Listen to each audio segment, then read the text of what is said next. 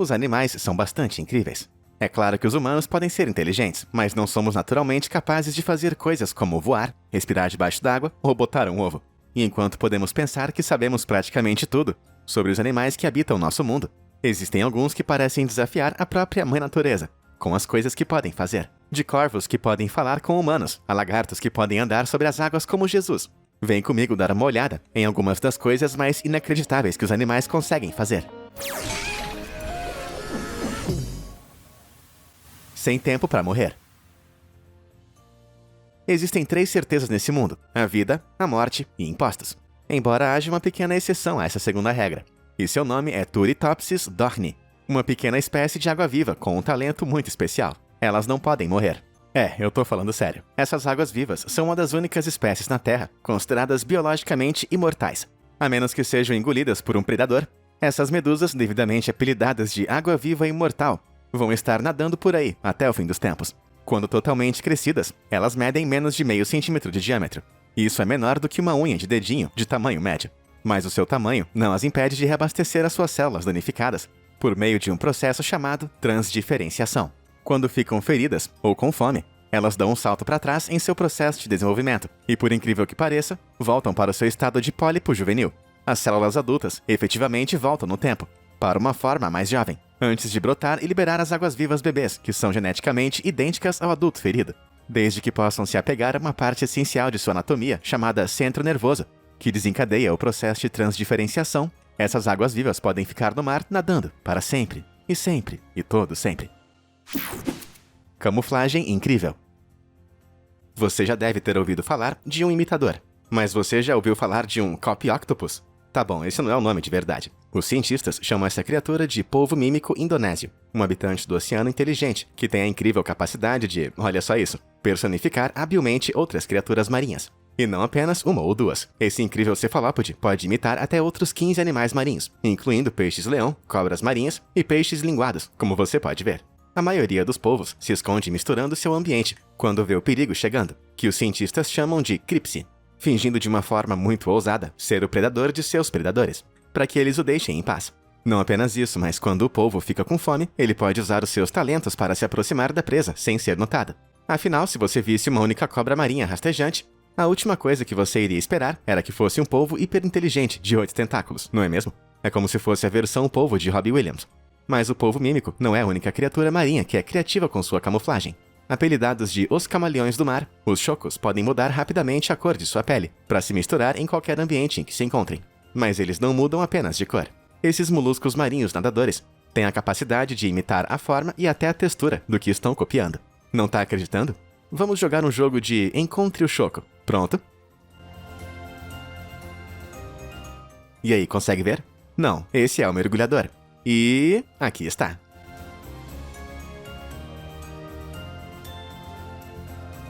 Uau, como que ele conseguiu fazer isso? Bom, a pele do choco contém milhões de células pigmentadas, especializadas, chamadas cromatóforos. O choco pode alterá-las à vontade, expandindo e contraindo para mudar a sua cor em uma fração de segundo. Com essa habilidade chamativa na manga, os chocos podem usar as suas rápidas mudanças de cor para evitar predadores, caçar e até se comunicar com outros chocos.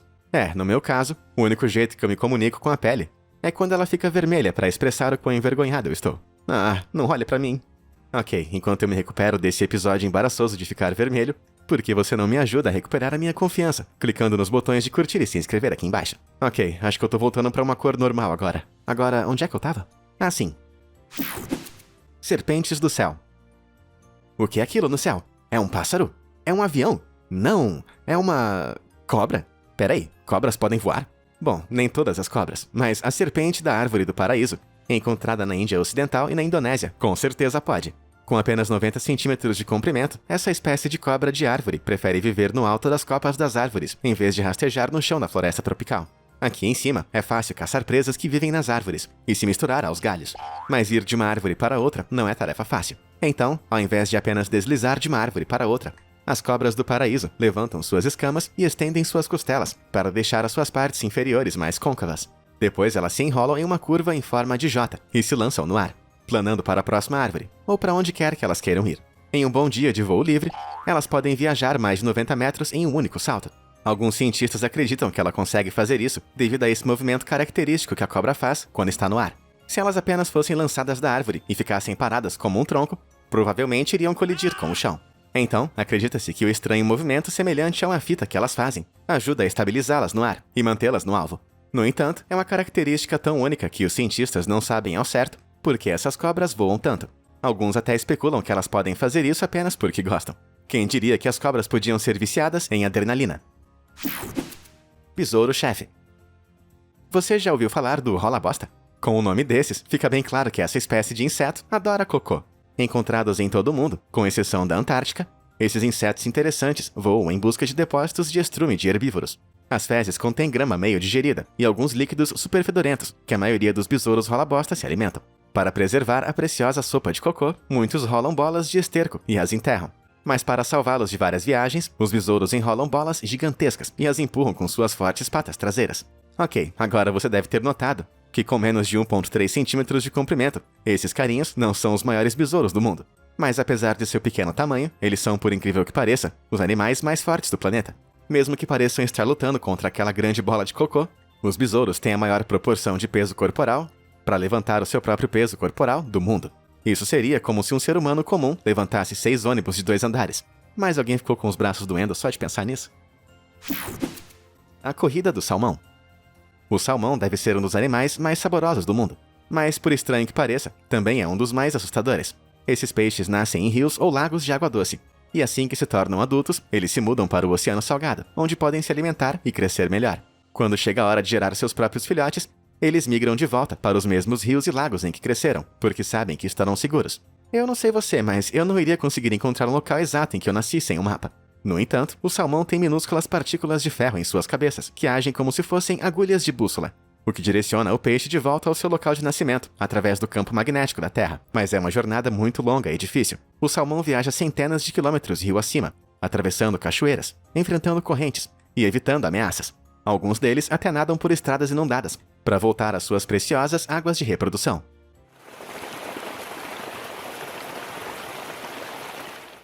Isso que é determinação. Assim que os salmões finalmente conseguem voltar e desovar, eles vão estar tão exaustos que vão estar prontos para deixar essa terra para sempre. Os peixes iniciam um processo chamado de deterioração, onde estão morrendo, mas ainda não mortos. Qual é aquela palavra que quando você está morto, mas de alguma forma ainda está vivo? É isso mesmo, zumbi. Caramba, esse é o riacho dos mortos-vivos. Ok, felizmente eles não estão com fome de cérebros, mesmo que com certeza pareçam estar. Sapos gelados.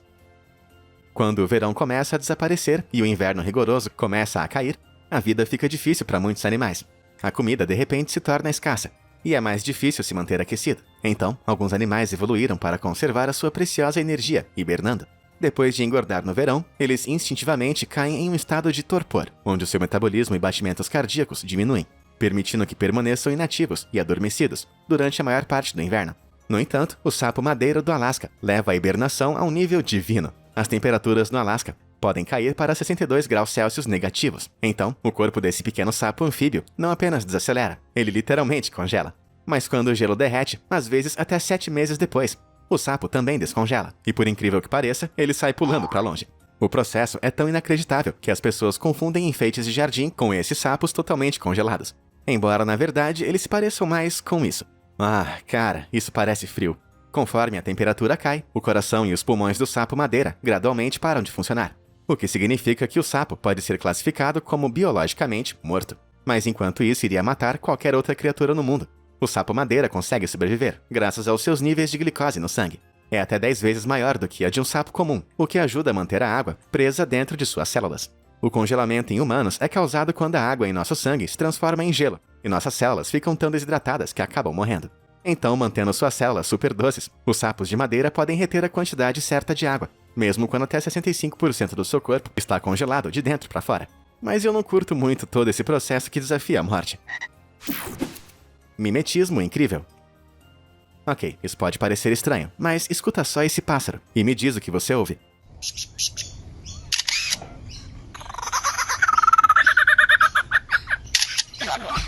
Ou eu estou ficando louco, ou aquele pássaro fez o mesmo som de uma câmera. E por incrível que pareça, eu ainda estou meio sóbrio. Portanto, esse é o pássaro lira australiano, uma criatura com a capacidade mais incrível de imitar perfeitamente quase qualquer som que escute. Dos chamados de um bando inteiro de cucaburras,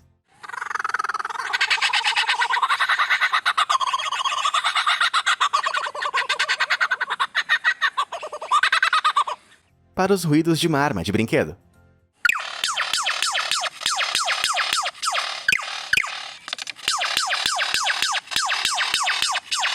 O pássaro lira usa a sua siringe, que é um órgão vital de um pássaro, para produzir esses sons incríveis e complexos. Ao contrário de outros pássaros que podem imitar ruídos, os pássaros lira tendem a aprender os seus sons com os machos mais velhos da espécie. Então, esses sons são transmitidos através das gerações. Em cativeiro, essa capacidade se estende ainda mais, com pássaros lira capazes de imitar praticamente tudo, desde alarmes de carros a flautas, obturadores de câmeras até o R2-D2 de Star Wars. Como um grande nerd, eu acho isso muito legal, e outros pássaros lira também. Enquanto cantam o ano inteiro, os pássaros lira cantam com um gosto especial entre junho e agosto, que é a época de acasalamento. Então, os cientistas acreditam que as fêmeas de lira ficam tão impressionadas com essa habilidade de imitação quanto nós. E no entanto, sempre que eu tento conquistar uma mulher com nada além de música de R2-D2, eu acabo levando um fora. A vida não é justa. Corvo despreocupado. Agora, se você achava que o mimetismo só acontecia em pássaros tropicais ou exóticos à procura de um companheiro, escuta só isso. Mischief, can you say hello? Hello. Good bird. Ok, espera aí um segundo. Isso é um corvo. Um corvo que acabou de dizer olá. Agora, os corvos são uma espécie bem comum de ave. Na verdade, eu vejo eles o tempo todo. Mas eu nunca tinha ouvido um deles falar assim antes. Can you say hi? Hi. Good job. Isso é uma edição de som super boa? Não. Esse é o Mischief, um corvo de pescoço branco que foi treinado para imitar a fala humana. Acontece que os corvos podem ser treinados para imitar a fala por conta de sua estrutura cerebral sofisticada, que conecta a área responsável pela comunicação à seção responsável pela memória e linguagem. Talvez você já tenha ouvido falar de um papagaio falando antes também. Bom, papagaios têm a mesma conexão, só que marginalmente mais forte, em seus cérebros, permitindo que eles imitem até 1000 palavras. Mas os corvos só podem imitar até mais ou menos 100 palavras em média. O nome científico para esse tipo de fala é articulação lingual. Então, os corvos são capazes de repetir os sons que ouvem, mas não têm ideia do que os ruídos que eles estão fazendo realmente significam. Talvez um dia os corvos possam retribuir o favor. Quer dizer, eu com certeza iria aprender uma lição sobre como gritar o grito. Sem dor, sem ganho. O horrivelmente chamado rato topeira pelado é uma criatura tão perturbadora quanto parece. Parece com o meu amiguinho, mas com dentes. Nativo da África Oriental, ele é cego ao nascer, completamente sem pelos e prospera em habitats subterrâneos, escuros e severos. Não é bem uma vida que eu escolheria pra mim, eu vou ser honesto, mas o rato topeira pelado não parece se importar.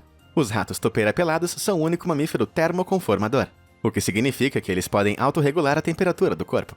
Essas pequenas criaturas assustadoras também não possuem neurotransmissores responsáveis pela sensibilidade à dor. Em outras palavras, eles são programados para não sentir dor.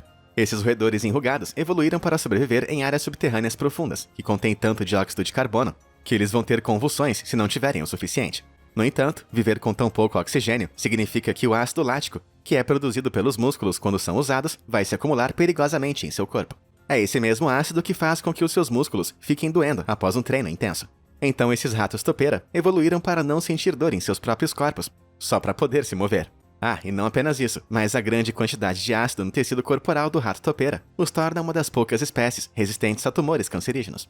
É isso mesmo, o rato topeira pelado não pode ter câncer. Acho que ele pode fumar quantos cigarros quiser. Olhos incríveis.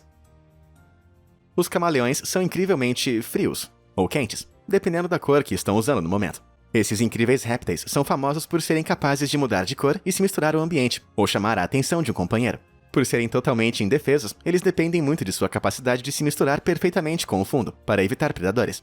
Mas enquanto você pode não ser capaz de vê-lo, ele será capaz de ver você, não importa onde você esteja. Os camaleões têm uma anatomia ocular única, que lhes permite girar cada um dos olhos 180 graus horizontalmente e 90 graus verticalmente, de forma totalmente independente um do outro. Ou seja, isso significa que os camaleões podem mover o olho que quiserem, na direção que quiserem, quando quiserem. Quando os camaleões direcionam os dois olhos simultaneamente, assim como nós humanos, isso é chamado de visão binocular. Mas às vezes, eles podem escolher olhar apenas com um, o que nós humanos não fazemos. E isso é chamado de visão monocular. A visão monocular é útil quando o camaleão está procurando uma presa e pode apontar cada olho em uma direção diferente. Quando o camaleão encontra sua presa, ele muda para a visão binocular e trava os dois olhos em seu alvo. Todos esses recursos significam que os camaleões podem ver todos os 360 graus ao seu redor, sem nunca precisar mover a cabeça. No entanto, os camaleões não são os únicos animais com visão de 360 graus. As libélulas têm os maiores olhos de todos os insetos, em termos de proporção, e dedicam 80% de seu poder cerebral ao controle e processamento da visão. É realmente muito esforço só para olhar para alguma coisa, mas o que faz tudo valer a pena é que as libélulas são capazes de ver o mundo em ultra multicolorido. Mas afinal, o que isso quer dizer? Bom, você e eu temos 3 coisinhas pequeninas em nossos olhos, chamadas opsinas. Nós temos uma opsina vermelha, uma opsina azul e uma opsina verde, o que significa que cada cor que vemos é uma combinação dessas 3. As libélulas, em comparação, têm 30 opsinas, o que significa que podem ver luz polarizada e ultravioleta em cima desses vermelhos, verdes e azuis básicos. Então, enquanto nós humanos vemos isso, as libélulas podem ver algo assim.